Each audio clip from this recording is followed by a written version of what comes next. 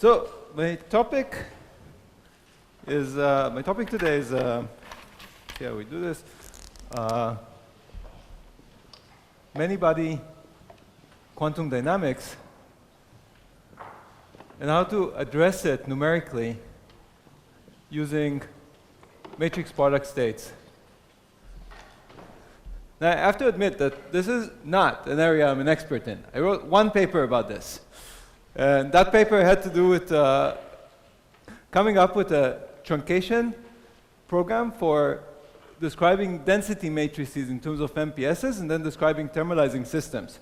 I'll try to get there, but based on that one paper that I have, Netanel asked me to talk about tensor networks in this workshop. And that's what I'll do. So, yeah, he's waving over there. But I have to say that in my lecture, I will follow pretty closely to lecture notes that were given by Frank Pohlmann.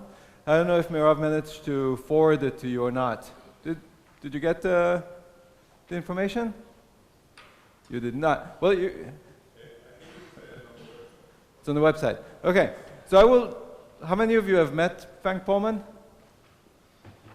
Some of you. Okay, I'll try to channel my inner Frank Pohlmann in this lecture. So Frank is a professor in Technical University in Munich, and he was one of the people who really managed to take the big machinery of DMRG and market it as a series of 10-line codes in Python to solve anything one-dimensional, dynamical, ground state, etc. Okay, so with this introduction, let me give you a proper introduction. So what do I want to do? A big problem in quantum condensed matter, and maybe the worst possible problem of quantum condensed matter, is that we cannot solve properly any reasonable system which has many-body interactions. So if you have a Hamiltonian, even in one dimension, even local, that has any bit of disorder, and couples, say, nearest neighbor spins,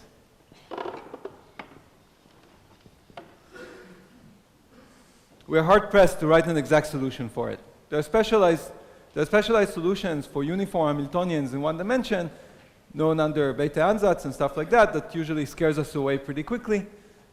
But apart from that, it's really hard to find solutions. However, in the last 10, 20 years, there has been a slew of numerical methods that are very accessible and fairly precise to address exactly this kind of Hamiltonians.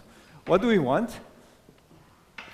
Usually we want a ground state, or starting with some time equals 0 wave function, we want to know what is the evolution of this wave function.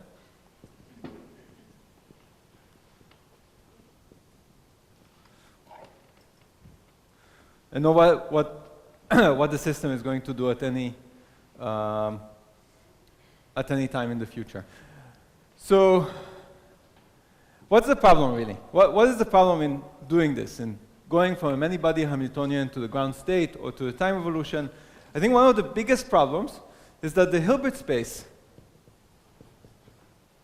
of a problem with n spins grows exponentially, like 2 to the n. And it's really hard to even store a state on a computer, let alone do any calculation with it.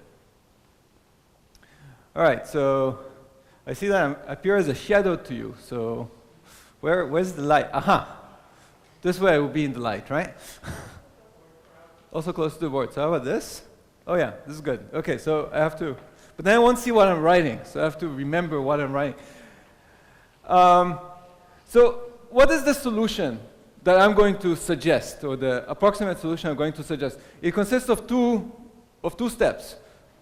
First, you'd better choose your kind of home court advantage. You better choose like a problem you can actually solve. So let's restrict ourselves to one dimension. And I know the world is not one-dimensional, but condensed matter theorists sometimes like ignoring that fact. And the other thing is to use truncation.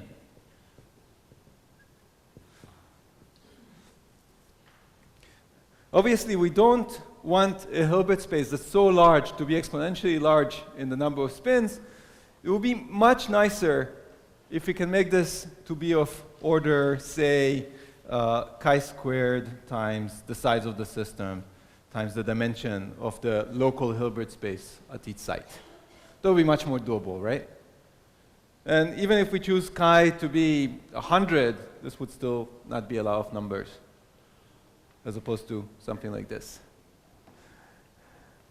Okay, so this program was followed over the last 20 years or so, and it started with DMRG, which I think, so this is density matrix renormalization group. It's attributed to Steve White and David Hughes. Was perfected. I can't recount all the people that were involved in this program, but I'll tell you the ones I know. So Steve White and David Hughes wrote the first paper, and then I think Uli Schovek, see if I get this right. Uli Schovek advanced it quite a bit, and I'll describe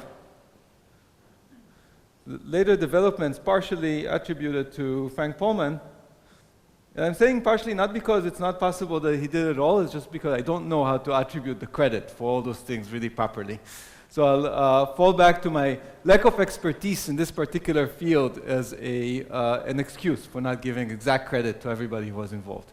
However, this was an extremely useful turn of events. Started with density matrix renormalization group, went through a description using matrix product states. That came about, I think, due to partially Giffer Vidal and Frank Verstrada.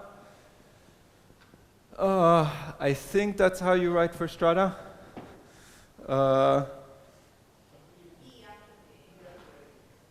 Over here? And what about the end? E, right? That's it, right? I would say that I would bet that Frank doesn't know how to spell my last name, so I think it's only fair. Right, and the thing that was popularized by Frank and that was suggested by Frank is to simplify this into an iterative procedure that just involves two sites that describes the whole chain, and that's ITEBD. The I is like the I for the iPhone and iMac and iPad, etc. And TEBD is time evolution block decimation, I think. No, the I is for infinite, not for iPhone. So call me on this. And I'll try to, okay, so seeing how lectures here progress, I doubt that I'll manage to do this entire program today, but luckily I have another lecture tomorrow, and when we finish the lecture today, we'll see how far along we are, and I'll ask you what you want to see tomorrow a little more.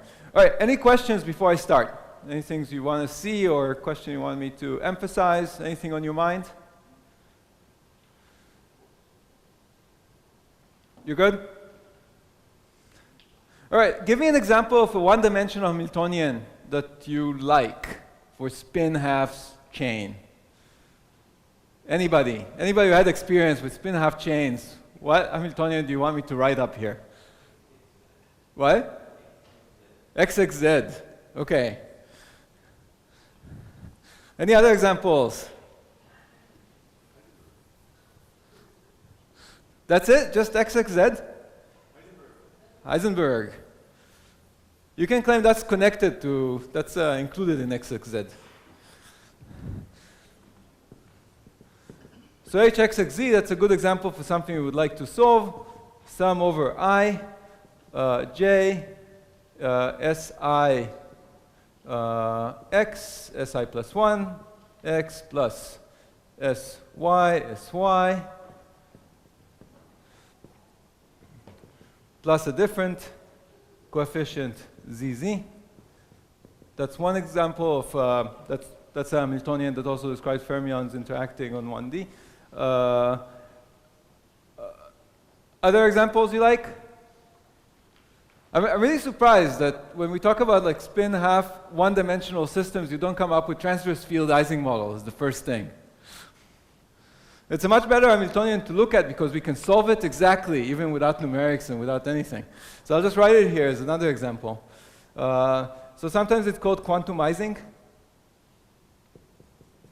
Particularly if you read Subir Sachdev's book, it's also called Transverse Field Ising Model. And that's another example that's fairly similar in its construction, SZSZ.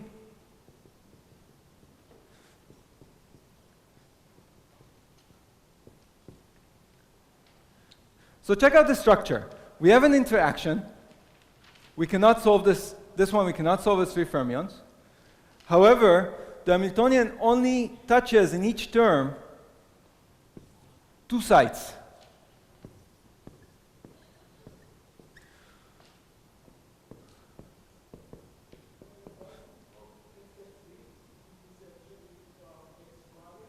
Because the x and y are the same coefficient. So it's like this I can write as s plus s minus plus s minus s plus. So this kind of describes a hopping of an angular momentum quanta from one side to the next. So it's like a hopping of a fermion or a hardcore boson from between nearest neighbors. This would be the interaction, nearest neighbor interaction between the occupation of this hardcore boson. So that's what this XXZ gives us. It's like easy plane, easy axis Heisenberg model. What I want to say, each term in the Hamiltonian only touches 2 sites at a time. And what we want to find is some kind of a ground state or time evolution for the many-body wave function that describes such a chain. Right. So the thing that I need to build up to is truncation. So I want to take these 2 Hamiltonians, or take the spin system that they describe, and have that in our mind as a thing that we're going to start analyzing. So the first thing I'm going to talk about is truncation of the density matrix. So entanglement spectrum, entanglement entropy of the density matrix and its truncation. From there, I'll talk a little bit about singular value decomposition. I'll talk about how singular value decomposition gives us a perspective of wave functions, and show how that perspective leads to a description in terms of matrix product states. And now we can use the matrix product state representation to analyze such Hamiltonians. You okay with this program? All right. How many of you programmed in Python before, by the way? How many did not? And those who did not, is it because you program in C or because you don't program? C? Yes. So, all right, but a fair number. So when I can, I'll tell you the rough procedure with Python. It will be towards the end of how to do things. And for those of you who do C, you do everything anyway much faster, so it won't take you any time to learn it on your own without me telling you how to do it in Python. Okay, so let me erase the Hamiltonian so that by the time we're done, you'll forget that there was the XXZ and you'll only think that I put down the transverse field Ising model, which is a little easier to analyze. And the first thing that I want to talk about is density matrix entanglement spectrum.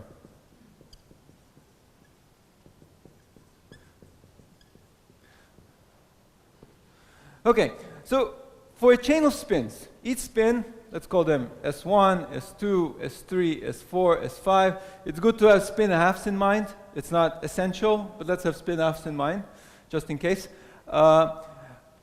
What I want to, I can write a density matrix for this. And the density matrix would look roughly like this. So it's a little notationally heavy to write density matrices, so just bear with me. The density matrix is a matrix. It's an operator on the entire Hilbert space. The entire Hilbert space contains the configurations of all spins. So by configurations of all spins, I'll write this curly brackets SI.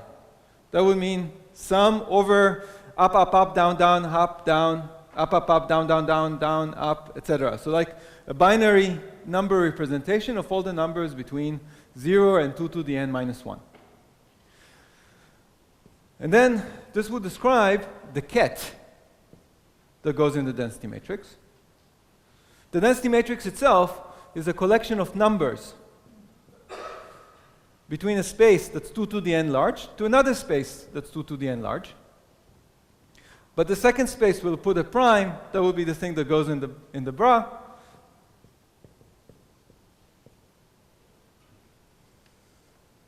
And I need another sum here over all configurations of Si prime. Is this good? Questions about this? Now, I would like to think, question? Oh, the hat. So this is a collection of numbers, but this is an operator. So it's important for me to write the wave function. And in fact, I want to write this as a density matrix or a pure state. Namely, this is some state, psi. This is a projector on the state of the system, psi, if the system is pure state.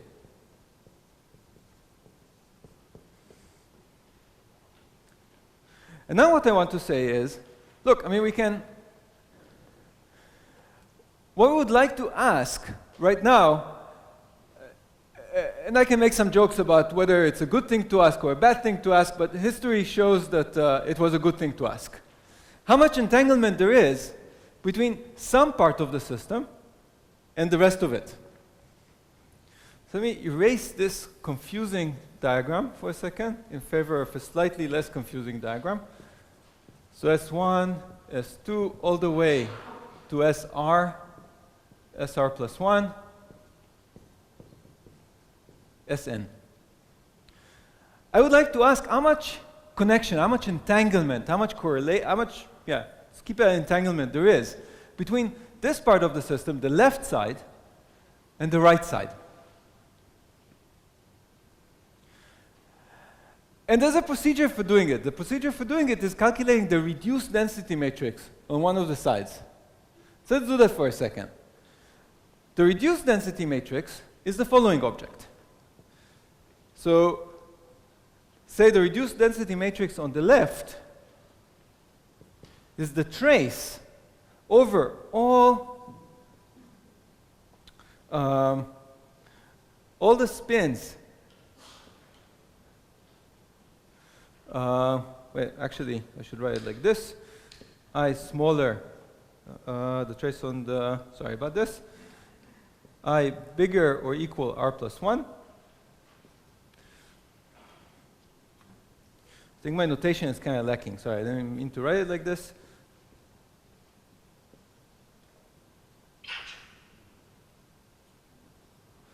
Of rho. What do I mean? I can write it as sum over all configurations.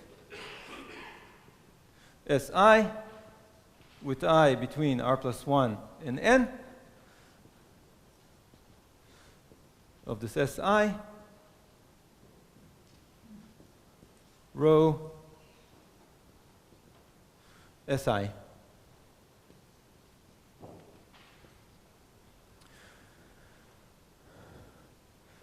So for instance, I take this and I sandwich this operator by a state with Sn up, and then by a state with Sn down, and Sn minus 1 up, Sn minus 1 down.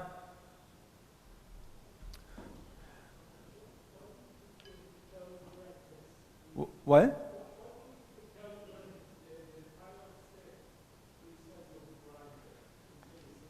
In here, why do I keep these curly brackets?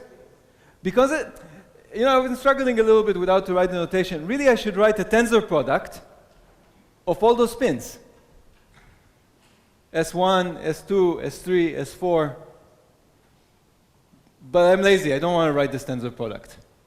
So it's a collection of spins, and I'm looking at all the configurations of those collections of spins. Does it make sense? What?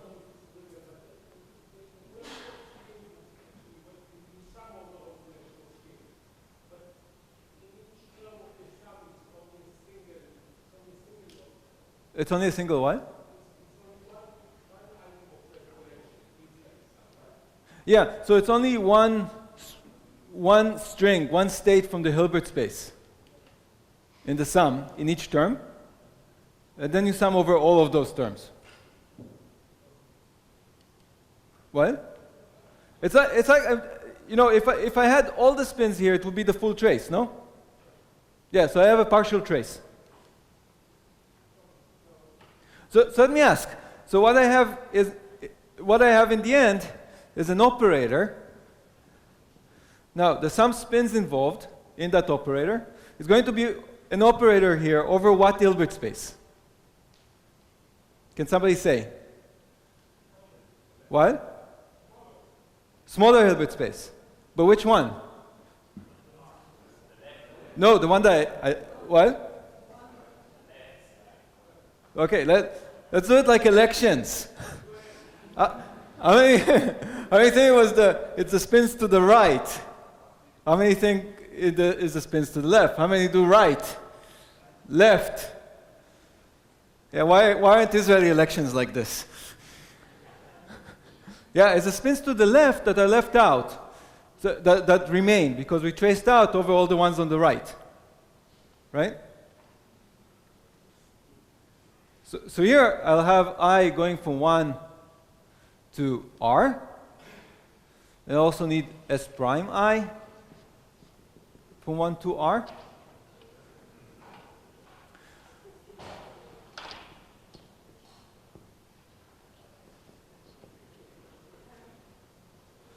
What did I do? Did I mess it up? Right. Row, let me just, so this is row left. Si, 1 to R, 1 to R, Si prime. It's like the rows and columns of the matrix.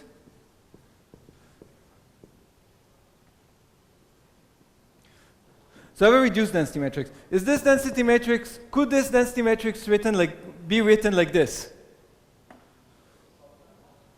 What? Sometimes. Generically? No. If it can be written like this, what's the entanglement that I had? 0. Very good. So this is not necessarily a projector anymore. Rho squared is not necessarily 1. And in fact, it's an emission matrix, so I can diagonalize it, right? So I can write this as sum over I, psi I all on spins on the left, pi, psi I. How do I do this? I just diagonalize this matrix.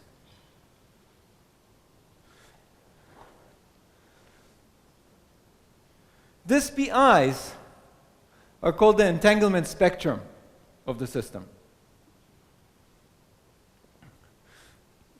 It's a little hard on the board to make definitions, but I'll try. So PI are entanglement spectrum.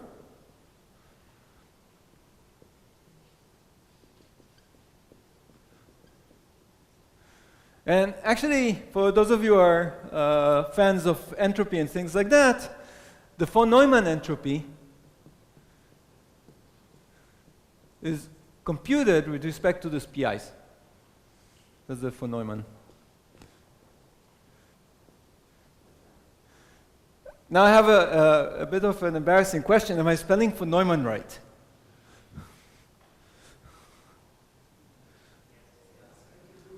Okay, good. Because I can't make any comments that are disparaging to von Neumann. It just won't be fair. Now, you can write this PIs as a sorted list, right? First of all, what's the sum of all PIs? 1. The trace of the density matrix has to be 1, right? You can see it from here. And the trace doesn't change. So all the PIs have to add up to 1. And you can sort them from biggest to smallest, right?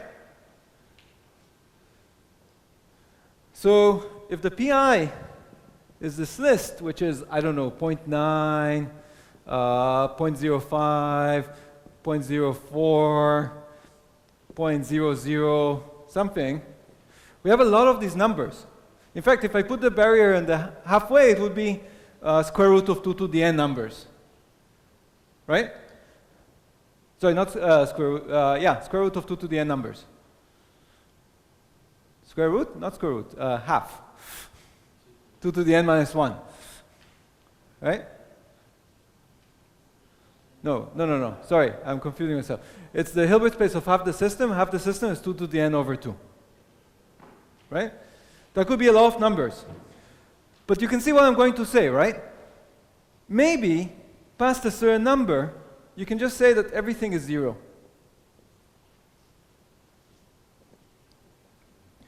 And only keep the few numbers that are significantly above 0. If I can do that, then I will have reduced a Hilbert space that's square root of 2 to the n, sorry about that confusion, into a Hilbert space that has some number that I decide on of states, chi states, and make my life much, much, much more simple. Questions about that?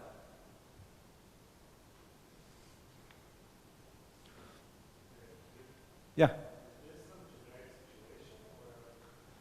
Is this a generic situation? That's a very good question. So let's see. This is the entanglement entropy, the von Neumann entanglement entropy. It's going to be high if the PIs are not doing this, right? If the PIs were like each one 1 over n, that would be maximum entropy, right? If each of the PIs was, the most entropy you would get when each PI is what? 1 over 2 to the n. Over 2, because it's reduced density matrix. And that would give you an entanglement entropy of like 1 per spin. Log 2 per spin. So it would be n log 2. It would be maximum entropy. Then I would not be able to do this, right? When each of the PIs is something like this, then you get an entropy that depends on the size of the system. This is called volume law entropy. That's bad for this program. What you want is the opposite, right? A situation like this, where the entanglement entropy is independent of the length of the system, right? That is called area law entropy. Why area law? You can imagine if there were more dimensions, it would be the cross-section area where I cut. Right? Now, so the method that I'm going to derive require that this thing would be small, would have to be area law. Now there's a theorem that says that for all, at least for all gapped states in 1D, the entanglement entropy is area law. So this will be a precise method to get all the gap states, ground states. Now beyond that, we want to think about time evolution. It will be a method that will describe time evolutions of low entanglement states. So that's a really great question. Other questions? Yeah.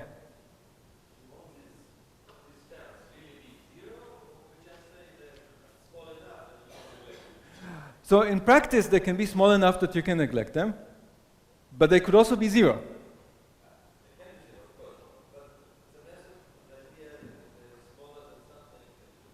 Yeah. Yes, exactly. So we will decide either on a threshold or on the auxiliary space dimension chi. And then when push comes to shove, when you actually sit down and write your code, you look for convergence in chi. Namely, you look for your solution to converge as you make chi bigger and bigger, to take into account more and more small entanglement spectra, entanglement states. Other questions? Yeah. Sorry.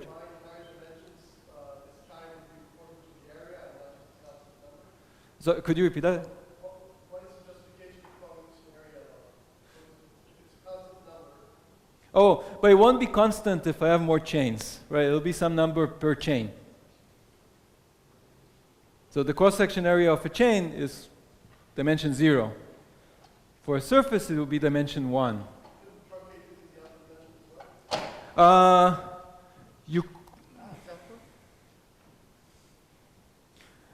I mean, you could do that. You could do anything you want. But I think the statement is for thinking of like taking your system and just halving it. I mean, you can always make a little embattled island, you know, put the site on siege. What's the maximum entanglement that this site can have with the rest of the system? What is it? It's a spin half. The maximum entropy of a spin half is log 2, right? So it doesn't matter that you have a very big system remaining. The entanglement entropy has the maximum value of the size of the Hilbert space, sorry, log of the size of the Hilbert space of the smallest portion that you're tracing over, that is left behind. I want to say the smallest portion, either the left or the right, the smaller Hilbert space wins for entanglement. Other questions? There was something in the back. Yeah? Is the method you're using here dependent on the fact that you have local interactions, or could this also be extended to non-local interactions? Yes and yes. So another person whose name I didn't put up here, but who's my collaborator and also had a big contribution to this is Roger Monk. I think he was trying to, with Mike Talatal and Frank, I think, try to expand it, try to generalize to systems with longer range interactions. It will become clear why short range interactions are good. They give you a very economical way of getting to matrix product representation for this. Was another question in the back? Yeah?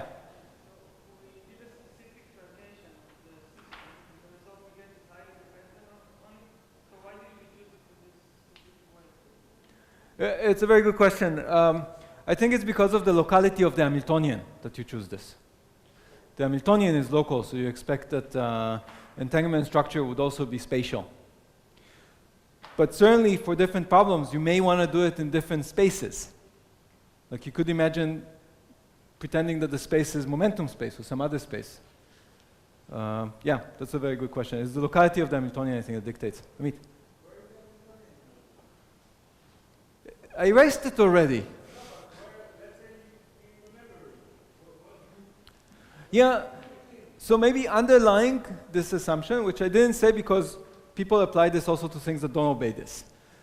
Think of a gapped Hamiltonian in 1D that's local, only nearest neighbor interactions. It doesn't matter.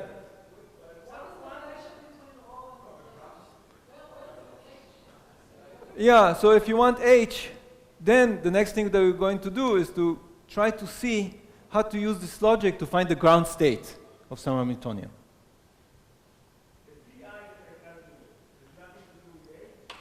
No, it's a consequence of H. It's a mapping of H. Why? The ground state is the ground state of some Hamiltonian. And that dictates the PIs. No.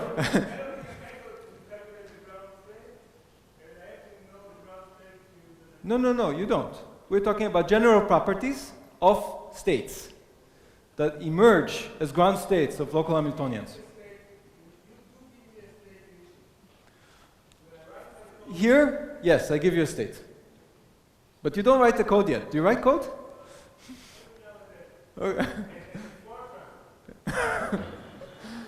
Implicit none. Yeah, so hang with me on this. Yes?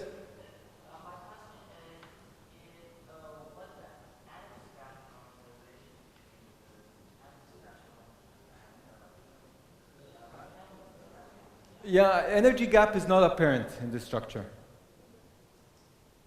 as far as I know.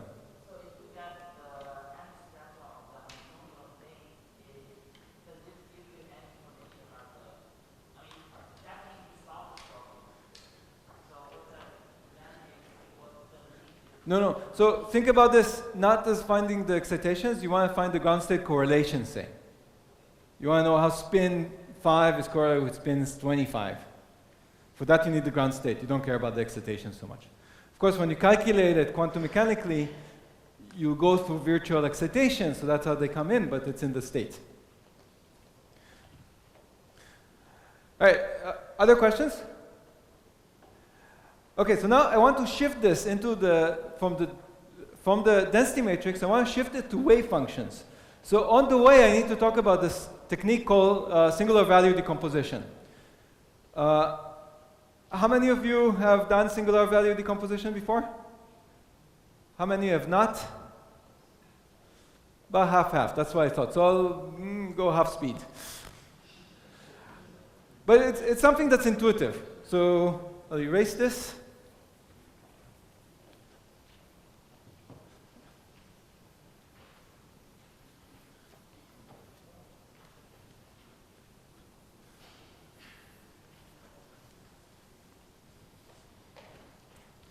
I leave behind the statement that the density matrix, the reduced density matrix, can be written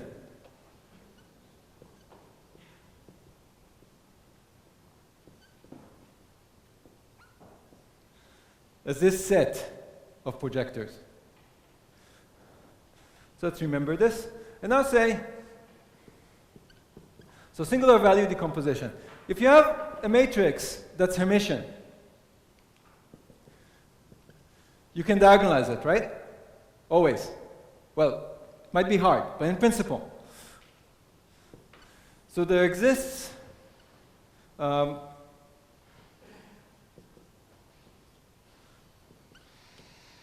unitary matrix and a diagonal matrix such that U d U dagger is H. But what if you have a matrix that's not Hermitian? Can you diagonalize it? What? Maybe. But you can definitely diagonalize the following matrix. Right? That's Hermitian. So maybe you can write that this would be UD U dagger. There's another matrix I can diagonalize, right? 5 minutes? Right. A dagger A.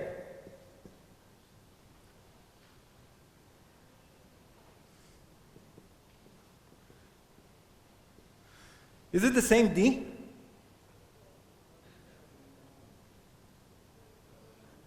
It's not clear, right? But the answer is yes, it is. And it's interesting to come up with ways to prove it. I bet there are more than one ways of proving it. It doesn't have to be the same size matrix, but it has to have the same values in it. And in fact, this implies that you can write A as U, D, V. This is a unitary. This is a unitary. And this is a diagonal matrix. Excuse me for doing this. Let's write squared, and here it won't be squared. So D1, D2.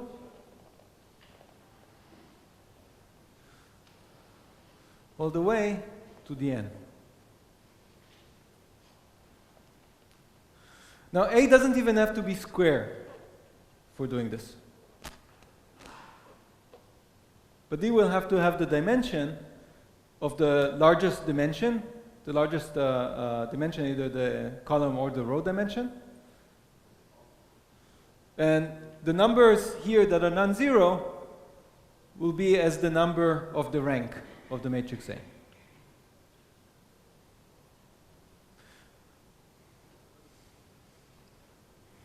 Now, this is great because this tells me how to diagonalize every matrix, in a sense. And now the last thing that I want to do is to use this intuition on a wave function. Now, a wave function is not really a matrix, right? It's a vector in Hilbert space. But you could write it as a matrix. Here's what I mean. So take my spin system that I so much love, so that I do not want to neglect it to one Hamiltonian or another. And I can write a wave function as a sum over all configurations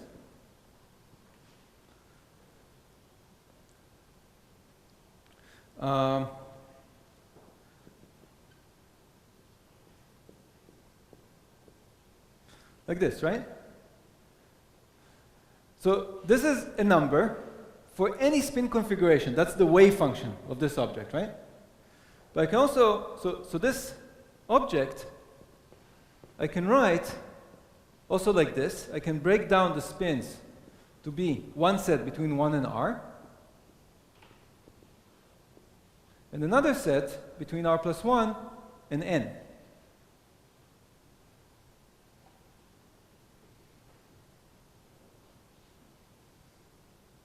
I can do that, right? And you can think about this as like the row index of a matrix, and this like the column index of a matrix.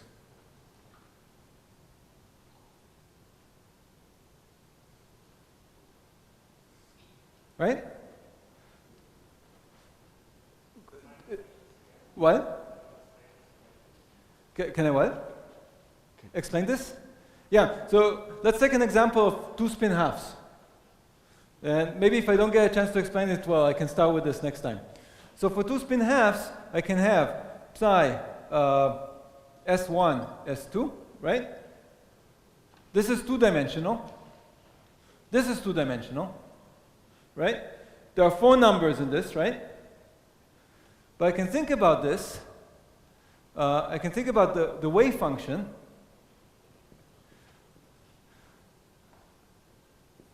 as a tensor product between S1 and S2, right? Now it's written like a wave function, right? Let me do something cosmetic that my brain wants to do constantly. Let me write it like this. I didn't lose any information, no? It's exactly the same information. Spin 2, instead of appearing in a cat, it appears in a bra. But now this is a matrix, right? This is an operator that maps you from the space of the right spins to the space of the left spins. That matrix is not necessarily diagonal, although here it is. Square. Here it is. But if I choose R not to be at the half of the chain, it's not going to be square.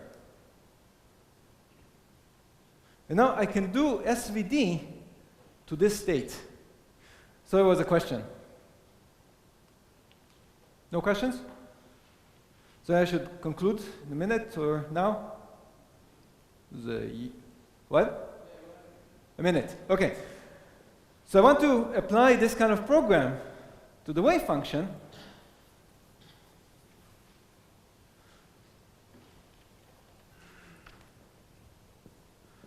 So this is what we have. So now it means that I can write this Si on the left, Si on the right. This is a matrix between a space that has 2 to the r dimension and 2 to the n minus r dimension. And I can write this as U times d times v. This would be 2 to the r cos 2 to the r unitary. This is 2 to the n minus r cos 2 to the n minus r unitary. And this is a set of numbers, right?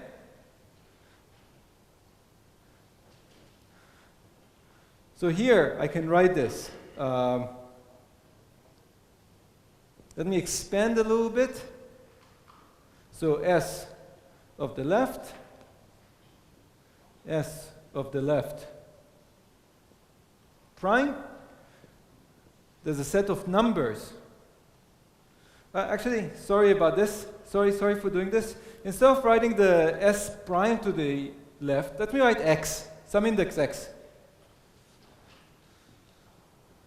dx, and then Vx comma, S on the right. For each index x, there's a number here, and there's a vector over here, right? Will be some, for each index x, it's a column of a unitary here, it's a row of a unitary here. So this is really sum of some wave function x on the left, dx, some wave function x on the right, for x between 1 and however the rank of psi was. Quick question, what's the relationship between dx and the pi's? What? Square, right? This squared is this.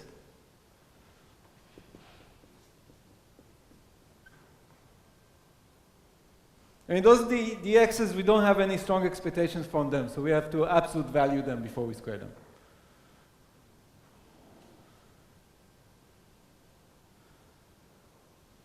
And this is just the SVD of the wave function.